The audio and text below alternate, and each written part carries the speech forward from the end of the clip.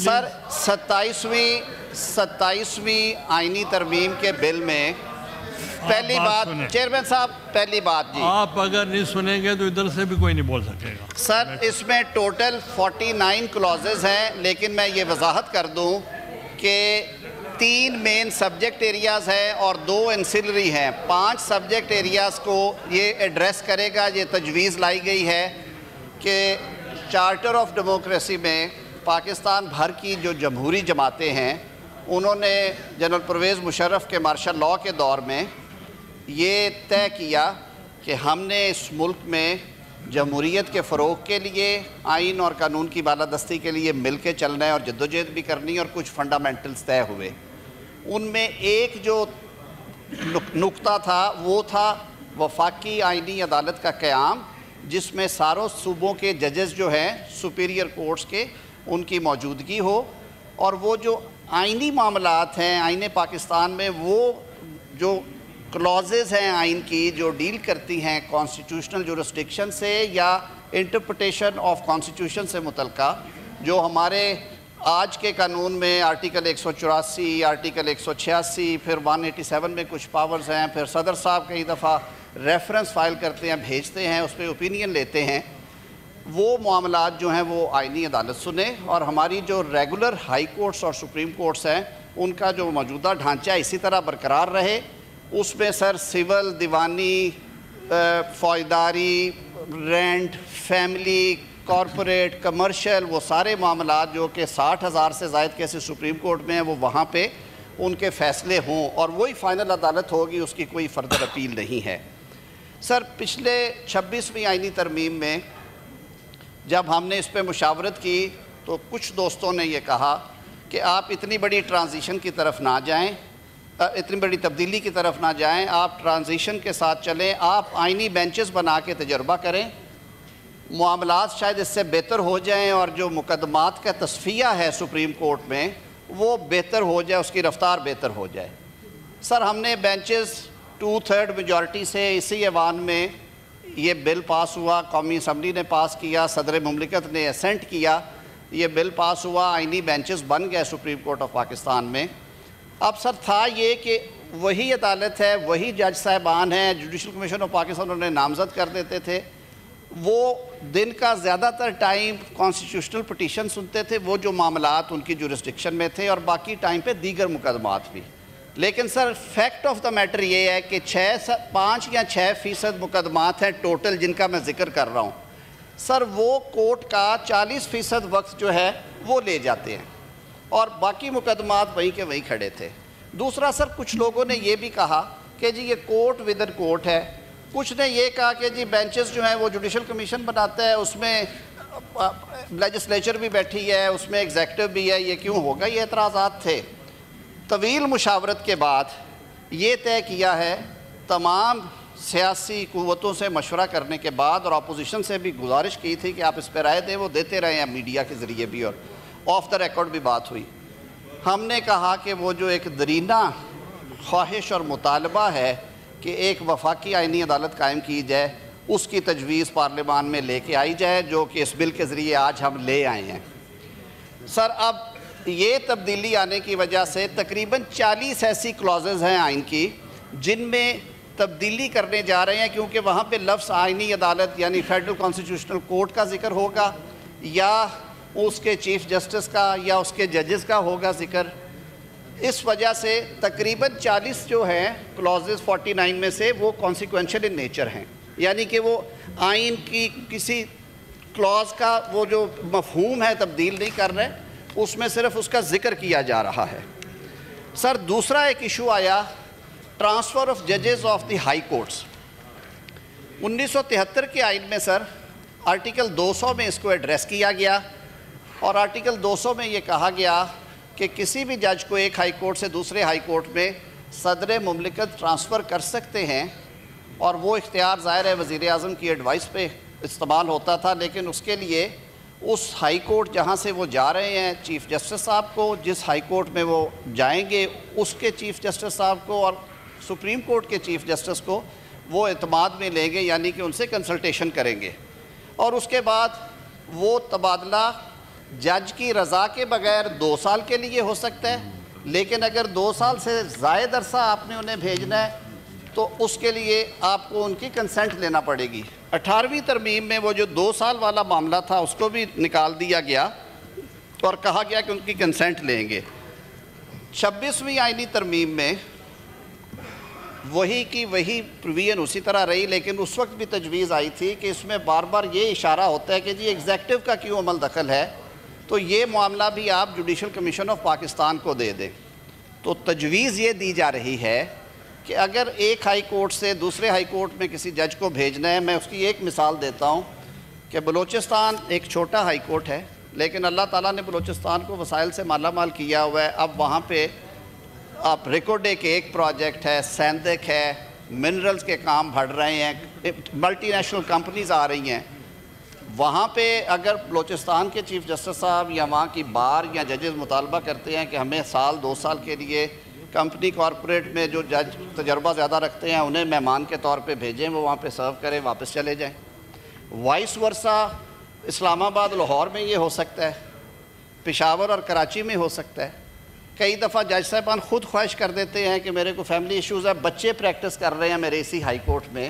اور میں انہیں ڈسلوج نہیں کرنا چاہتا، میں کسی دوسرے ہائی کورٹ میں جا کے کام کرنا چاہتا ہوں تاکہ لوگ انگلیاں نہ اٹھائیں کہ ان کے بیٹے یا بیٹیاں یہاں پہ وکالت کرتی ہیں۔ یہ ہمارے ہمسایہ ملک میں رائج ہے۔ ہم نے کہا اس سے آپ یہ جو رول ہے وزیر اعظم کا ایگزیکٹو کا ایڈوائس پہ وہ نکال دیں۔ یہ معاملہ بھی جو کمیشن ہے ججز اپوائنٹمنٹ کا، JCP judicial commission of Pakistan under article 175، اس کے سپرد کر دیا جائے، جس میں چیف جسٹس ہوں گے، جس میں 4 اور ججز ہوں گے، جس میں بار کا نمائندہ ہے، جہاں پہ 2 اپوزیشن کے 2 ٹریری بینچز کے ممبران ہیں، جس میں اٹارنی جنرل بھی بیٹھتا ہے، وہ آل انکلوسیو ہے، جو کہ 18ویں ترمیم کی عین روح کے مطابق بنایا گیا۔ اور ساتھ میں جو 2 ہائی کورٹس انوالو ہوں گے ان کے چیف ججز کو بھی بنایا جائے۔ اس میں سیف گارڈز بھی دیے گئے ہیں۔ سیف گارڈز یہ ہیں کہ چیف جسٹس جس صوبے میں بیٹھے ہوئے کوئی بھی چیف جسٹس، ان سے سینئر جج کو نہیں بھیجا جائے گا تاکہ چیف جسٹس کا عہدہ جو ہے اس کے حوالے سے کسی قسم کا کوئی تنازع پیدا نہ ہو۔ اس میں جوڈیشل کمیشن پہ چھوڑ دیا گیا کہ وہ جج صاحب کو بلا کے اس کی کنسنٹ کی بات کرنا چاہیں، کنسنٹ کے علاوہ کرنا چاہیں، کن ٹرمز پہ بھیجنا چاہتے ہیں، کتنے عرصے کے لیے بھیجنا چاہتے ہیں، وہ کلیئر کر دیا گیا ہے۔ پیچھے ٹرانسفرز ہوئی اسلام آباد ہائی کورٹ میں، کیونکہ یہ ایک فیڈریشن کا ہائی کورٹ ہے، کہا گیا کہ ایسے علاقے جن کی نمائندگی نہیں ہے، سندھ انٹیریئر سے، بلوچستان سے، پنجاب کے ساؤتھ آف پنجاب سے، وہاں سے ججز کو ٹرانسفر کیا گیا تو ان کی سینیورٹی کا مسئلہ پیدا ہوا۔ معاملہ آئینی بینچ کے سامنے گیا، انہوں نے معاملہ پھر صدر مملکت کو ریفر کیا اور یہ بات وہ مانے کہ جو سینیورٹی ہے وہ شروع ہوگی from the date he takes first oath as a جج آف ہائی کورٹ۔ یہ تو بڑی غیر مناسب بات ہے کہ ایک جج نے 2016 میں اوتھ لیا اور انہوں نے 8 سال کام کیا کراچی میں، اور اس کے بعد انہیں آپ نے بھجوا دیا لاہور میں، اور لاہور میں جا کے وہ جو 2020-21 میں اپوائنٹ ہوئے ججز ان کے نیچے جا کے بیٹھے روسٹر میں، تو یہ غیر مناسب بات تھی۔ وہ معاملہ حل کر دیا ہے کہ وہ جج صاحبان اپنی سینیورٹی جو ہیں اوریجنل سینیورٹی کیری کریں گے، وہ عارضی ہوگا یا مستقل ہوگا، اس میں ان کی 2 سارے کنٹورز دے دیے گئے ہیں۔ اس سے آگے چلتے ہیں سر، سینٹ کے الیکشنز ہوئے، سارے ملک میں ہو گئے، لیکن کچھ سیاسی کشمکش بھی تھی، کچھ عدالتی فیصلے تھے، دونوں فریقین اپنے موقف پہ قائم تھے، معاملہ عدالتوں میں رہا۔ خیبر پختونخوا میں سینٹ کا الیکشن سر 1 سال سے زائد عرصے کی تاخیر سے ہوا، اور اسی فلور پہ اس کا ذکر ہوتا رہا ہے، آپ کی رولنگ بھی ہے سر چیئرمین ڈپٹی چیئرمین کے الیکشن پہ، اللہ نے کیا ہو گیا۔ اب یہ ایک ابہام رہنا تھا تھرو آؤٹ، اور کل کو بھی ایسی صورتحال آ سکتی تھی۔ ان کے ٹینیور کی پروٹیکشن اور جو سینٹ کی ہارمنی ہے، یعنی کہ سینٹ کبھی تحلیل نہیں ہوتی اور ہر 3 سال کے بعد سینٹ کے الیکشنز کے بعد اوتھ ہوتے ہیں اور پہلا کام چیئرمین اور ڈپٹی چیئرمین کا الیکشن ہوتا ہے، اس کو کسی ابہام اور تنازع سے بچانے کے لیے سر اس کو سیونگ کلاز دی گئی ہے، اس کو ایکسپلین کر دیا گیا یہ کس طرح ہوگا۔ چھوٹے صوبوں نے سر یہ مطالبہ کیا کہ جو 11% ہے کیبنٹ کا آپ نے رکھا ہے کہ ٹوٹل سٹرینتھ کا 11% سے زیادہ نہیں ہوگا۔ پنجاب جیسے بڑے صوبے میں جہاں پہ اسمبلی جو ہے وہ 350 سے زائد پہ ہے، وہاں یہ مسئلہ نہیں آتا، کیونکہ 34 یا 40 اگر محکمے ہیں تو ان کا 11% 45-46 لوگوں پہ بنے گا۔ سر بلوچستان میں سب سے زیادہ مسئلہ تھا، کہہ دیا گیا جی 15 یا 11% میں سے جو ہائر سائڈ پہ وہ کر لیں، لیکن اس کے باوجود وہ 15 سے آگے نہیں سے جا سکتے۔ اب سر پاکستان کی جغرافیے میں کوئی آدھا پاکستان جو ہے وہ بلوچستان کے حصے میں ہے، ایڈمنسٹریٹو مسئلے ہیں، ان کے دیگر مسائل ہیں۔ وہ بار بار کہتے تھے جی ہمیں کیبنٹ سائز تھوڑا سا بہتر کر دیں کیونکہ اس سے ہمارا کام نہیں چلتا، محکمے بہت زیادہ ہیں اور کوالٹی کی گورننس نہیں ہوتی۔ سندھ نے بھی سر یہ شکایت کی کہ ان کا بھی number of MPs کے حساب سے محکمے زیادہ ہیں، وزارتیں کم ہیں، اس لیے دیکھیں خیبر پختونخوا کا بھی ایشو ہوگا۔ ماسوائے پنجاب کے یہ تھا سر، اس 11 کو بہت سوچ سمجھ کے تجویز لے کے آئے ہیں۔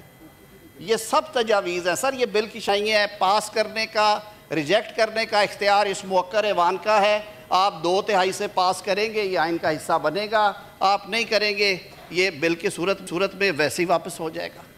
سر وہ 13% کیا ہے۔ ایڈوائزرز پہلے 5 کی اجازت تھی،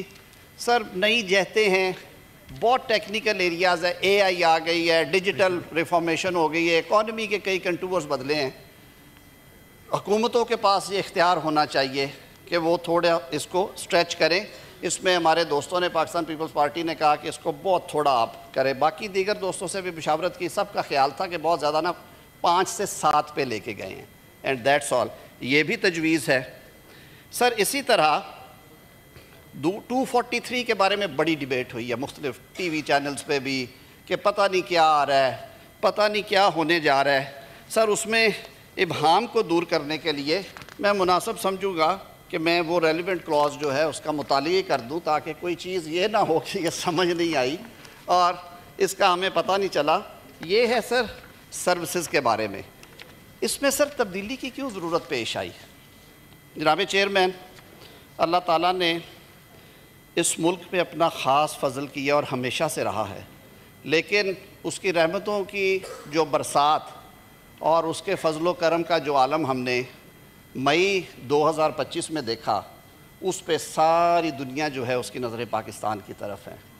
پاکستان پہ ایک جھوٹا الزام لگا کے بھارت نے ایک ڈھونگ رچا کے پاکستان کی علاقائی سلامتی کو وائلیٹ کرنے کی کوشش کی، 1 دفعہ نہیں 2 دفعہ کی،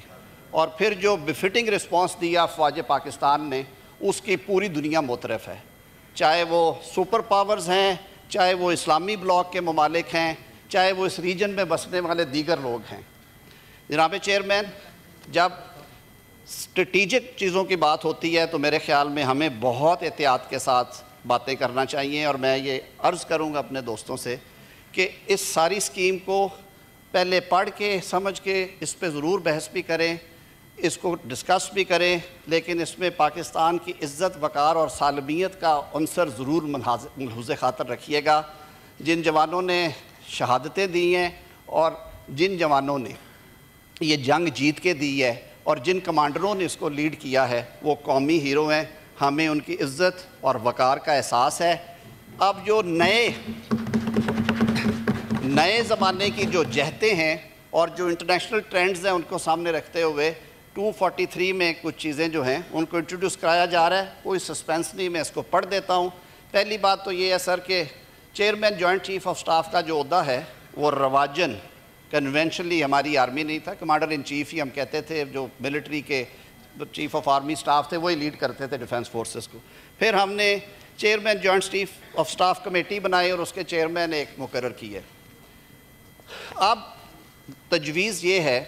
کہ جو چیف آف آرمی سٹاف ہیں انہوں نے کیونکہ ان کی خدمات اور حالیہ جنگ میں ان کی جو کامیابی ہے اور جو عزت اور تکریم انہوں نے دیگر سروسز چیفز کے ساتھ مل کے اس قوم کو پیش کی ہے، اس قوم نے اس کو ریکگنائز کرتے ہوئے انہیں فیلڈ مارشل کے ٹائٹل سے نوازا۔ فیلڈ مارشل کا ٹائٹل جو ہے وہ ایک ٹائٹل ہے، رینک ہے، وہ اپوائنٹمنٹ ایز سچ نہیں ہے۔ آرمی چیف جو ہے وہ اپوائنٹمنٹ ہے، اس کا ایک ٹائم فریم ہے، وہ 5 سال کے لیے ہمارے قانون کے مطابق on the expiry of that time whatever is mentioned in the law وہ عہدہ چھوڑ دیتے ہیں unless until he has been granted extension by the competent authority۔ وہ وضاحت اس میں موجود ہے، لیکن فیلڈ مارشل ہیں یا martial of the air force ہیں یا ایڈمرل آف دا فلیٹ ہیں، یہ دنیا کے مختلف ممالک میں ہیں، بحریہ کے لیے، فضائیہ کے لیے اور بری افواج کے لیے، ان کا ذکر کیا گیا ہے اور کہا گیا ہے کہ یہ قومی ہیروز ہوں گے جن کو یہ ٹائٹل دیا جائے گا، اور یہ ٹائٹل سر ساری دنیا میں تا حیات ہے. اٹس اے ٹائٹل کہ آپ کو ان خدمات کے صلے میں قوم نے اس اعزاز سے نوازا کہ آپ فیلڈ مارشل کہلائیں گے. اس کی بابت یہ وضاحت کر دی گئی ہے اور ساتھ میں کہہ دیا گیا ہے کہ اس ٹائٹل کو بھی آپ نے کیونکہ پروٹیکشن دینی ہے آئینی، تو اس کے بابت یہاں پہ لکھ دیا گیا ہے کہ اس کی امپیچمنٹ یا ریورسل جو ہے وہ وزیر اعظم کا اختیار نہیں ہوگا، وہ پارلیمان کا اختیار ہوگا، کیونکہ وہ ساری قوم کا ہیرو ہے، کسی ایک وزیر اعظم کا یا ایگزیکٹو کا ہیرو نہیں ہے. میں پڑھ دیتا ہوں تاکہ یہ ڈیبیٹ جو ہے اس حوالے سے جنریٹ ہو اور اس پہ جو چہمیں گوئیاں ہو رہی ہیں وہ بھی ختم ہو جائیں. سر دس از امینڈمنٹ آف آرٹیکل 243. میں ترجمہ بھی کروں گا اپنے بھائیوں کے لیے، جو میرے دوست ہمیشہ کہتے ہیں کہ آپ ٹرانسلیٹڈ ویسے آ گیا ہوگا. In the Constitution, in Article 243 for Clause 4, following shall be substituted, namely, the President shall, on the advice of Prime Minister, appoint the Chief of Army Staff, concurrently the Chief of Defence Forces. جو میں نے کہا جو original scheme ہے اور یہ دنیا کے بے تحاشا ممالک میں رائج ہے، وہ آ جائیں گے. آرمی چیف جو ہیں وہ چیف آف ڈیفنس فورسز ہوں گے. دا چیف آف نیول سٹاف اور چیف آف ایئر سٹاف کی اپوائنٹمنٹ بھی اسی طرح وزیر اعظم کی ایڈوائس پہ ہوا کرے گی. اس کے ساتھ سر یہ کہہ دیا گیا کہ ان کے سیلریز الاؤنسز کی ڈٹرمنیشن وہیں سے ہوگی، وہ پہلے بھی وہی ہے. اب جو نئی کلازز ڈالی گئی ہیں وہ 5, 6, 7, 8, 9, 10, 11 ہیں جی. 5 کہتی ہے notwithstanding anything contained in clause 4 the office of Chairman Joint Chief of Staff Committee shall stand abolished with effect from 27th day of November 2025. جو موجودہ chairman joint chief of staff committee ہیں سر وہ بھی ہمارے قومی hero ہیں. ان کے مدت ملازمت جب انہوں نے وہ اپوائنٹمنٹ ان کی ختم ہوگی اس کے بعد سر یہ عہدہ ابالش ہوگا. ان کے کرنسی آف پیریڈ میں سر پارلیمان یہ سوچ بھی نہیں سکتی کہ انہیں اس عہدے سے ہم محروم کریں. لیکن اس کے بعد نئی تقرری نہیں ہوگی کیونکہ ہم نے چیف آف آرمی سٹاف جو ہیں انہی کو چیف آف ڈیفنس فورسز کی ذمہ داری سونپنی ہے. یہ تجویز ہے. تجویز یہ ہے کلاس 6 میں that the Prime Minister shall on the recommendation of Chief of Army Staff concurrently the Chief of Defence Forces appoint the Commander of National Strategic Command from members of Pakistan Army and shall also determine his salaries. یہ chairman joint chief of staff committee کے functions میں سے ایک یہ بھی function ہے. یہ ایک حساس معاملہ ہے سر. جو ہمارے ایسٹس ہیں، جو ہمارے دفاعی کیپیبلٹیز ہیں، میزائل سسٹم ہے، دیگر کیپیبلٹیز ہیں، نیوکلیر کیپیبلٹیز، اس کے لیے ایک رسپانسبلٹی ہے. تو اس کی اپوائنٹمنٹ بھی وزیر اعظم کریں گے. Where the federal government promotes a member of armed forces to the rank of field marshal, marshal of air force and admiral of fleet, such officer shall retain the rank privileges and remain in uniform for life. دنیا کے بہت سارے ملکوں میں یہ رائج ہے. Command وہ ریلنکوش کر دیں گے. اگر وہ چیف آف ایئر ہیں تو اپنا ٹائم جب ان کا مکمل ہوگا وہ کمانڈ ریلنکوش کریں گے. آرمی چیف ہیں اس ٹائم کے مطابق کریں گے. لیکن یہ جو ان کو ٹائٹل اور رینک فیلڈ مارشل کا اگر کسی کو دیا گیا تو آئین اس کو پروٹیکٹ کر رہا ہے. 9 میں ہے the provisions of Article 248 as applicable to President shall mutatis mutandis apply to Field Marshal, Marshal of Air Force and Admiral of Fleet. جو میں نے بات کی ہے کہ پھر یہ نہیں ہے کہ ایک بندے نے اپنی ساری عمر دی، اس نے اس ملک کی خدمت میں ایک جنگ جیتی، ایک نہیں کئی اور محاذوں پہ کامیابی حاصل کی، قوم نے اسے اس ٹائٹل سے نوازا، تو یہ فرد واحد کا فیصلہ نہیں ہوگا کہ آپ یہ ٹائٹل واپس لے لیں. یہ اس ایوان کا اختیار ہے. یہ دونوں ایوان جوائنٹ سٹنگ میں بائی ووٹ اس کو کر سکتے ہیں جو صدر کو مؤاخذہ کرنے کا طریقہ ہے.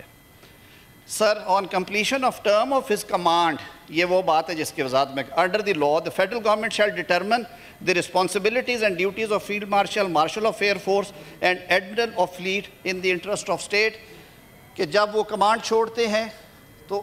اس کے بعد وفاقی حکومت کے لیے اوپن ہوگا کہ ان کو کسی اعزازی مشاورتی جس بھی کیپیسٹی میں وہ انہیں کہیں، کیونکہ وہ قوم کا سرمایہ ہے، یونیفارم میں ہیں، ٹائٹل آپ نے دیا ہوا ہے، تو وہ آپشن بھی دے دی گئی ہے. The President shall on the advice of Prime Minister determine the salary allowances and so of the officers of these 3 forces. تو سر یہ ساری وہ بات تھی. آپ کے سامنے اس لیے رکھی ہے کہ اب آپ نے ان چیزوں کے اوپر ڈیبیٹ کرنا ہے۔ میرے خیال میں یہ کچھ ٹاپکس ہیں جن پہ میں نے کہہ دیا کہ فیڈرل کانسٹیٹیوشنل کورٹ قائم کرنے جا رہے ہیں ہم، ججز ٹرانسفر کے اوپر میں نے بات کر دی، سینٹ الیکشنز ایک ٹائم پہ ہوا کریں گے اور ابہام دور کرنے کی بات کر دی، کیبنٹ کی بات ہو گئی، 243 کی جو ہماری ڈیفنس فورسز ہیں، اور اس پہ میں نے پھر عرض کیا ہے کہ ہماری سیاستیں، ہمارا سب کچھ ہمارے ملک کے لیے ہے، ملک کی عزت، وقار اور سالمیت کو سامنے رکھتے ہوئے اس پہ ڈیبیٹ کریں، سر آنکھوں پہ اس کا جواب دیں گے۔ سر دو چیزیں چھوٹی چھوٹی اور ہیں جی، دو چیزیں اور ہیں، ایک پریزیڈنشل امیونٹی کے اوپر ڈیبیٹ چلی ہوئی تھی، وہ کمیٹی میں معاملہ ڈیبیٹ ہوگا۔ دوسرا ہمارے حلیف جماعت متحدہ قومی موومنٹ اور ہماری حلیف جماعت بلوچستان عوامی پارٹی نے 2 بل آلریڈی انٹروڈیوس کروائے ہوئے ہیں کانسٹیٹیوشنل امینڈمنٹس کے، جو کہ آلریڈی اسٹینڈنگ کمیٹی میں ہیں۔ وزیر اعظم صاحب سے جب ان دوستوں کی ملاقات ہوئی اور عوامی نیشنل پارٹی کی بھی ایک تجویز جو ہے وہ بھی ٹیبل پہ آئی، وہاں پہ انہوں نے کہا کہ جب صوبہ خیبر پختونخوا کا نام NWFP سے بدلا جا رہا تھا تو ان کا یہ تقاضا تھا کہ اسے پختونخوا کے نام سے یاد کیا جائے۔ بہرکیف اس وقت 18ویں ترمیم میں اسے خیبر پختونخوا رکھا گیا۔ ہم نے کہا کہ جی آپ، کیونکہ اسٹینڈنگ کمیٹیز کو سر یہ اختیار ہوتا ہے کہ وہ بل کو بھی دیکھیں اور جو اس کے علاوہ بہتر تجویز ہے وہ بھی دیکھیں۔ ہماری حلیف اتحادی جماعت پاکستان پیپلز پارٹی نے یہ جو پروویژنز ہیں جو اس بل کا حصہ ہیں، اس کی اپروول تو اپنی سینٹرل ایگزیکٹو کمیٹی سے لی ہے، جو ان کا ایک رواج ہے، اور وہ کہتے ہیں کہ ہم اس کے اندر ہی رہتے ہیں۔ لیکن اس کے باہر جو تجاویز ہے، جیسے میں نے عرض کیا کہ متحدہ قومی موومنٹ کا مقامی حکومتوں کو فائنینشلی با اختیار بنانے کا، اور ان کا یہ کہ ان کے ٹینیور کو پروٹیکشن دی جائے، اور جو پنجاب اسمبلی کی ایک ریزولوشن آئی، یہ وہ ایشوز ہیں جو کہ وزیر اعظم صاحب نے آج کیبنٹ میں یہ ہدایت کی کہ وہ دوست کمیٹی میں اگر ان کو اٹھاتے ہیں تو رولز اینڈ پروسیجرز کے مطابق ہم کوشش کریں کہ اس پہ اتفاق رائے ہو۔ بلوچستان عوامی پارٹی کا صوبائی سیٹوں میں اضافے کا جو مطالبہ ہے کہ صوبہ بہت بڑا ہے اور حلقے بہت بڑے، آبادی کم ہے، تو اس میں اگر 65 سے اسے 90 یا 95 کر دیا جائے، وہ بات بھی وہاں پہ ہو سکتی ہے۔ ایمل ولی خان صاحب کی جو تجویز ہے کہ اس کو بھی آپ کنسیڈر کریں کہ جہاں پہ پختون بستے ہیں اس صوبے کا نام، جیسے بلوچوں کے صوبے کے لیے ہم بلوچستان، اور سندھی بھائیوں کا سندھ اور پنجابیوں کا پنجاب ہے، تو یہ بھی آپ ڈیبیٹ کر لیں وہاں پہ۔ سر جمہوریت کی خوبصورتی ہے کہ سیاستدان ہمیشہ مل بیٹھ کے افہام و تفہیم سے، منطق سے ایک دوسرے کو قائل کرتے ہیں۔ میں سر دل کی گہرائیوں سے خراج تحسین پیش کرتا ہوں آج اپنے اپوزیشن کے بھائیوں کو کہ انہوں نے اس نازک موقع کے اوپر تحمل کے ساتھ یہ بات سنی۔ ہم یہ توقع رکھتے ہیں، اور مجھے ہدایت ہے اپنے حلیف جماعتوں کے رہنماؤں کی بھی، وزیر اعظم صاحب کی بھی، کہ میں پھر انہیں آج ایک دفعہ استدعا کروں کہ آپ اسٹینڈنگ کمیٹیز میں آئیں، آپ بیٹھ کے یہاں پہ ڈیبیٹ کریں،